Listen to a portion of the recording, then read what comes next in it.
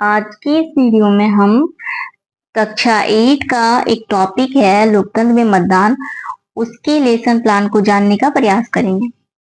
ये फॉर्मेट तो आपको पता है, डेट, टाइम, विषय, कक्षा। तो ये आप लिख लीजिएगा। उसके बाद उद्देश्य में छात्रों में लोकतंत्र में मतदान की प्रक्रिया की जानकारी देना। दूसरा टीचिंग पॉइंट उद्देश्य होगा छात्रों को मतदान के बारे में जागरूक करना। फिर मतदान की योग्यता पर उनकी तार्किक शक्तियों का विकास करना। फिर है अधिगम प्रतिफल। छात्र लोकतंत्र में मतदान के महत्व को पहचान सकेंगे। छात्र मतदाता की व्याख्या कर पाएंगे। या तो यहाँ पे आप लिख सकते हैं छात्रों को मतदान के विषय में जानकारी होगी तो छात्र जागरूक होंगे। छात्र मतदान की योग्यता पर तर्क कर सकेंगे या तो वो अपने लाइफ में बेहतर ढंग से प्रयोग कर पाएंगे। ये भी लिख सकते हैं हम। व्याख्यान विधि और पाठ्य पुस्तक विधि का प्रयोग किया गया है इसमें। फिर शिक्षण अधिगम सामग्री में पुस्तक हो जाता है चौक, डस्टर, सैम्पट। फिर पूर्व ज्ञान, छात्रगण वोट के बारे में सामान्य जानकारी रखते हैं। प्रस्तावना के लिए अब जो इंट्रोडक्टरी क्वेश्चन होता है, देखिए भारत में कैसी शासन व्यवस्था है? लोकतांत्रिक शासन व्यवस्था है। लोकतंत्र में सरकार को कौन चुनता है? जनता। जनता सरकार का चुनाव कैसे करती है? मतदान के द्वारा। मतदान के विषय में आप और क्या जानते हैं?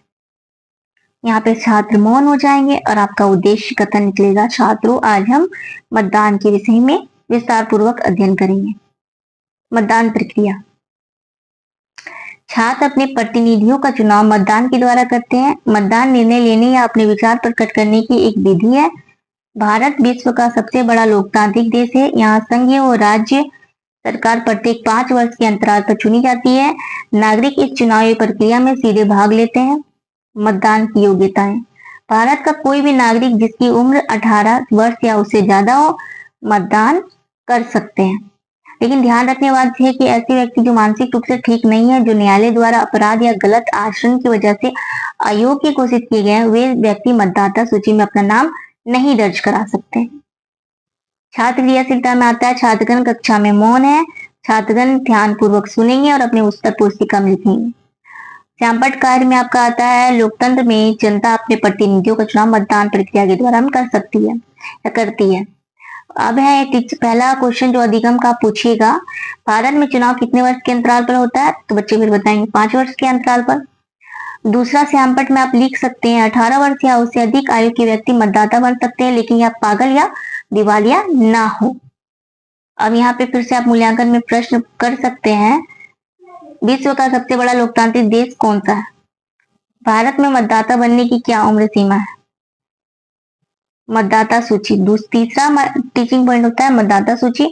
जब चुनाव करना होता है तो किसी निश्चित क्षेत्र में रहने वाले व्यक्तियों के नामों की सूची चुनाव आयोग द्वारा जारी किया जाता है, उसे ही मतदाता सूची कहा जाता है। बिना मतदाता सूची के नाम दर्ज कराए आप वोट नहीं दे सकते। मतदाता की आयु सीमा।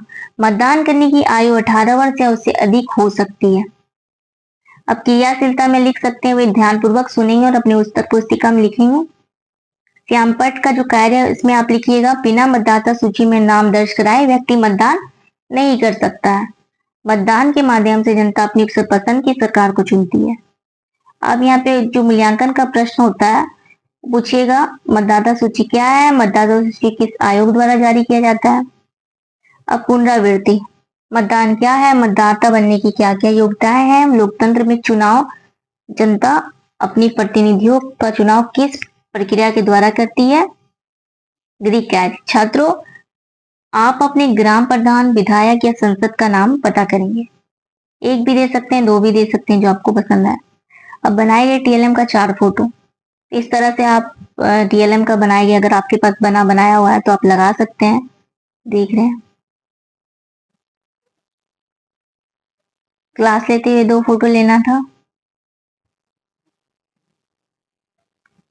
और फीडबैक, जिन्हें समझ में आ गया वो अपना फीडबैक देंगे।